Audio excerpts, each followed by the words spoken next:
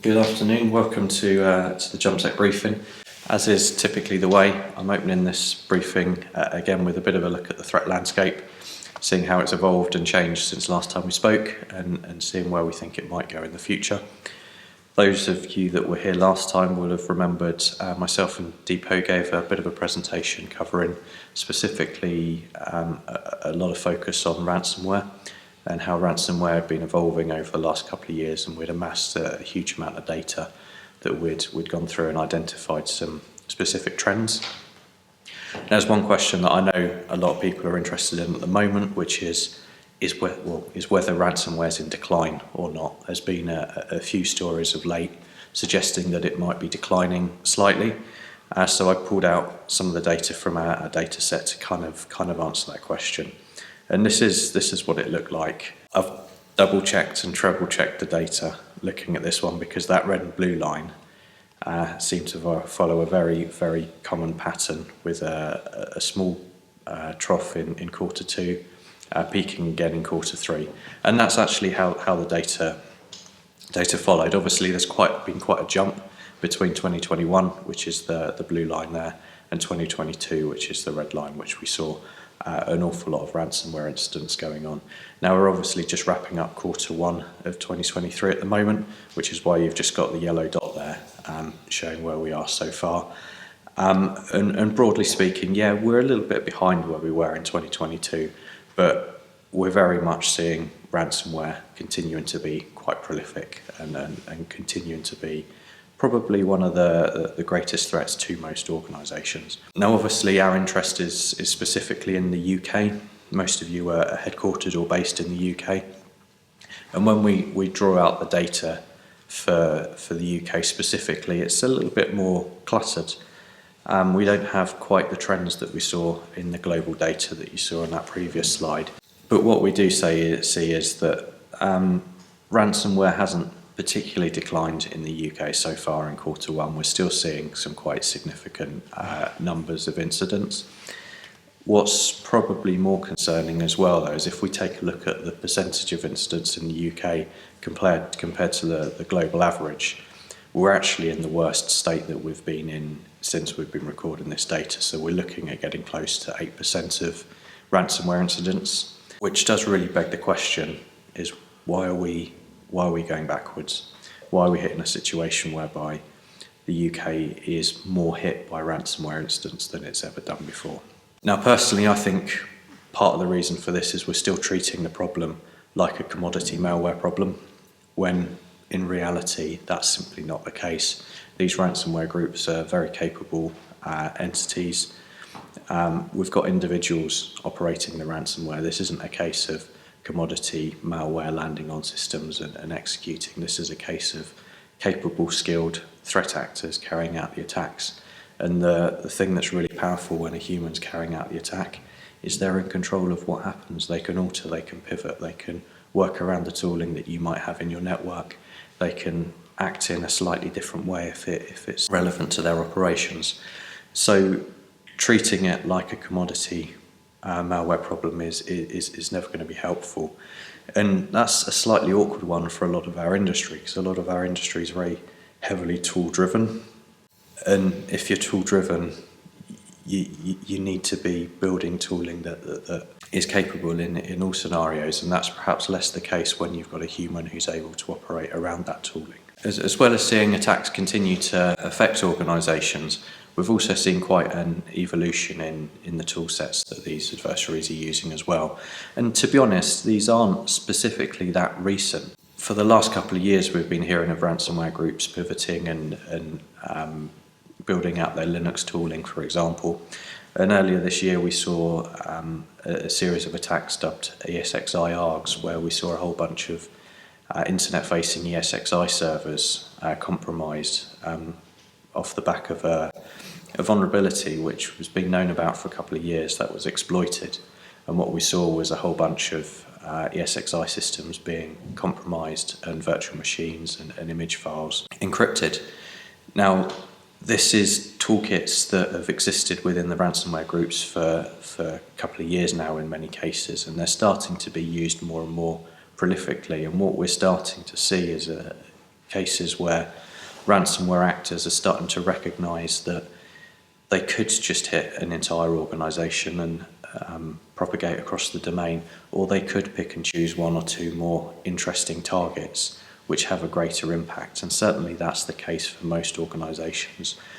Within their VMware environment, you can have quite a significant impact if you affect that environment and take that out. If you see from the source code here, the piece underlined in red, specifically the tooling's looking for particular file types, so VMDK, VMX, what file type specific to VMware. But actually the encryption that goes on isn't in any way VMware specific. So this tooling, whilst it might be being used against VMware environments, can quite happily operate on any other Linux system that it were to land on. So we do really have a situation whereby the real concern is that adversaries will be pivoting their operations, not moving away specifically from Windows domains, but actually starting to recognise there's other environments and other systems that they can command high ransoms for in quite successful ways. Thing that's certainly quite interesting in all of this is these tend to be the devices that are less subject to security monitoring and security tooling, and as a result the chances of being detected on them are decreased. So what's being done about it? Well, I guess the thing is with anything like this, there's no super easy solutions. If there are easy solutions, then they'd have been done already, right? But there are some things that certainly the UK government's doing, which will be beneficial and will have some good positive impact, hopefully. First of which is there's been a public inquiry into ransomware that's been conducted by the UK Parliament. Jumpsec was one of a number of organisations that responded to this in order to give evidence and guide and inform some of the decisions that may be made. The ransomware trends report that we produced last year was used as part of the information that was passed out by the Parliamentary Committee on this as well. So we've heavily contributed to that, and hopefully we'll see some positiveness coming out of it. There's also currently a review of the Computer Misuse Act. I know an awful lot of security researchers, myself included, have found that the current Computer Misuse Act is somewhat lacking in areas that could certainly allow researchers to have a greater impact in some of the activities that they carry out. But there are one or two areas that are being proposed that are perhaps less beneficial as well. So there's some kind of pros and cons on it, but it's certainly appreciated that's being reviewed. And also tail end of last year, I think, or maybe earlier this year, there were some sanctions put out for 7 named individuals relating to ransomware as well. So constraining and controlling payments to certain ransomware groups from the UK. So little bits and pieces going on. Hopefully there'll be some positiveness coming out of some of them, but none of this is going to happen overnight. Now, I touched on the Computer Misuse Act and one area that I think might be slightly problematic, and that area is around holding data that's been obtained through a breach. So currently there's no law that prevents you or I or anyone else holding stolen data, as long as we weren't the person that stole the data and committed the crime in stealing the data. We weren't also the person that, or if we're not benefiting from that data or using it in a malicious way. Now, this to me touches somewhat on secondary victims, because often when we hear about a ransomware incident, we focus on the primary victim, the organisation that's been hit by the ransomware in the first place. And for those victims, obviously it's a devastating experience.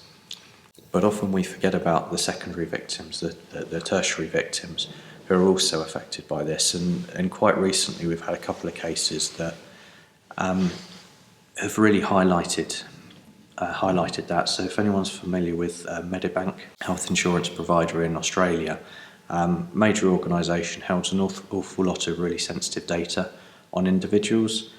They got hit by a ransomware incident, and they, to start with, didn't really know the extent of the data that had been accessed or taken until the ransomware operators started threatening to leak data.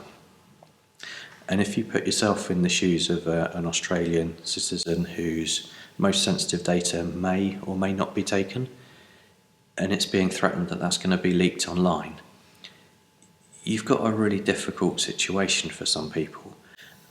Because would you want Medibank to be paying a ransom in order to prevent your data being leaked online?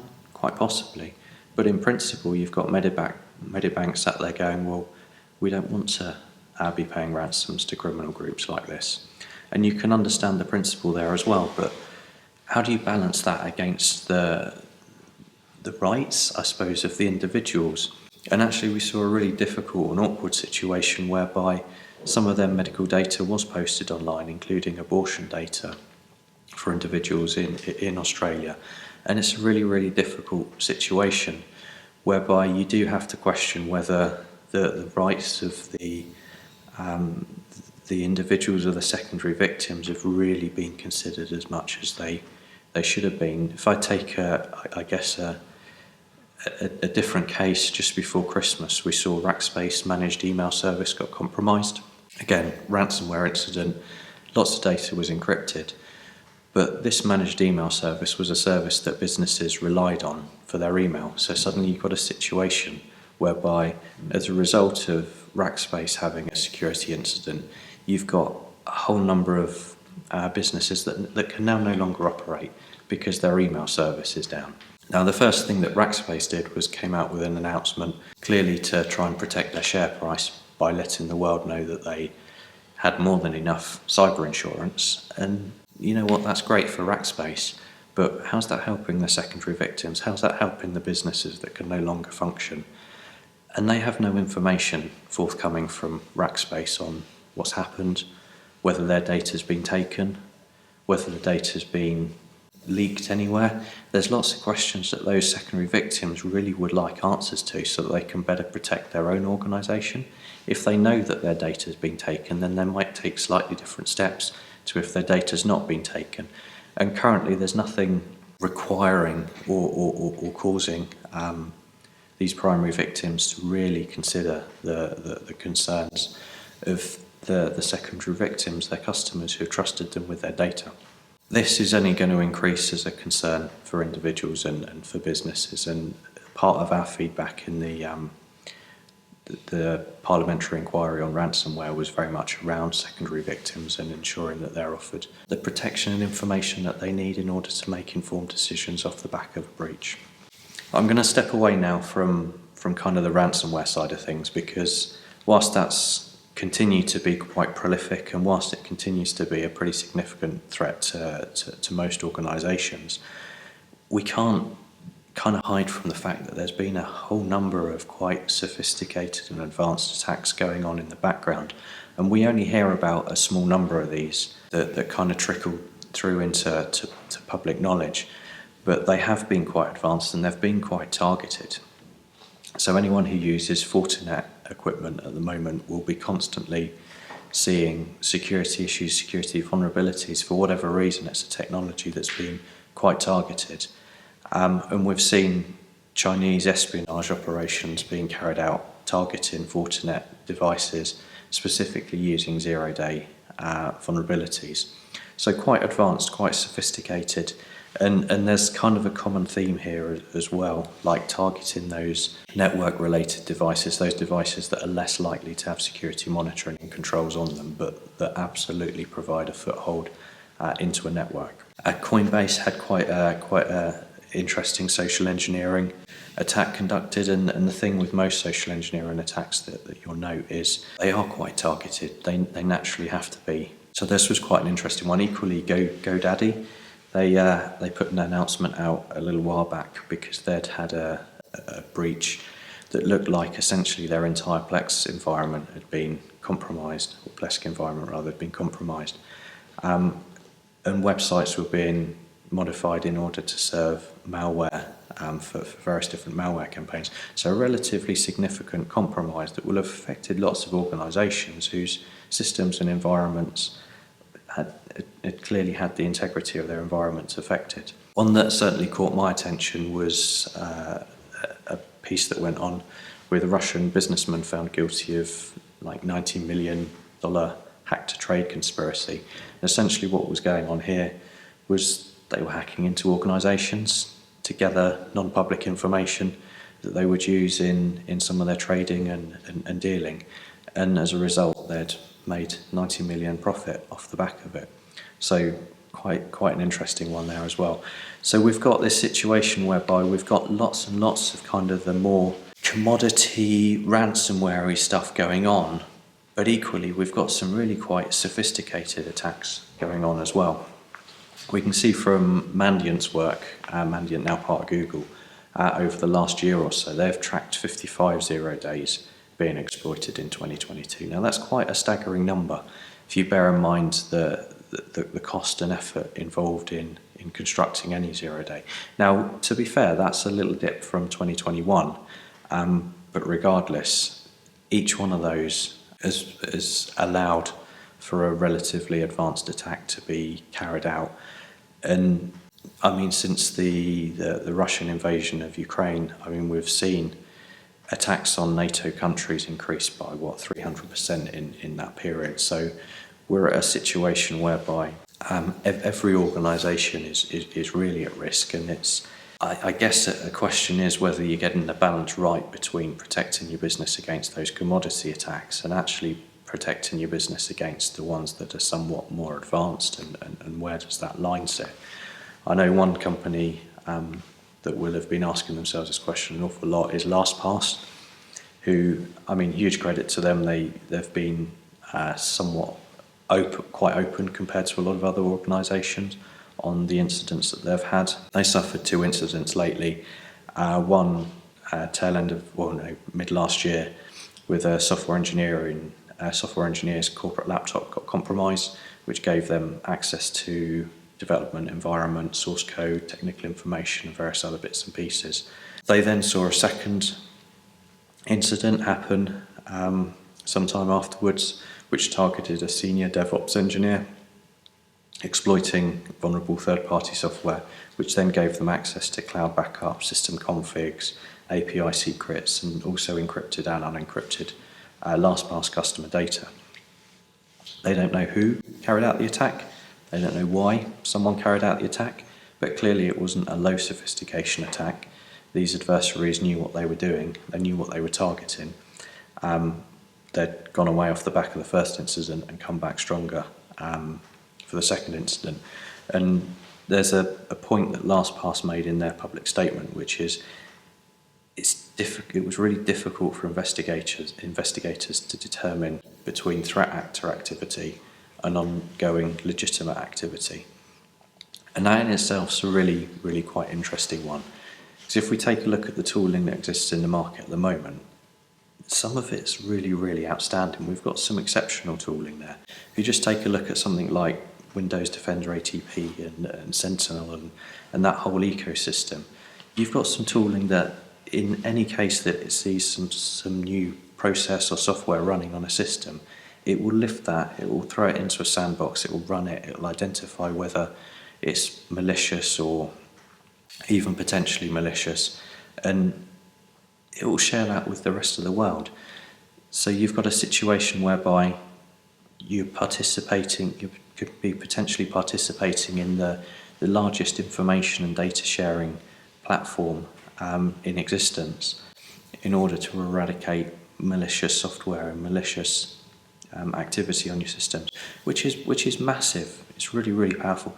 I mean, if we take a look at it in terms of the cyber kill chain, like even things like the reconnaissance piece, we used to have a situation whereby you'd kind of ignore that a little bit because it was a difficult one. Well, actually, with some of the newer attack surface management platforms and tooling and approaches that people are taking, well, actually, we're starting to get some all right coverage of that.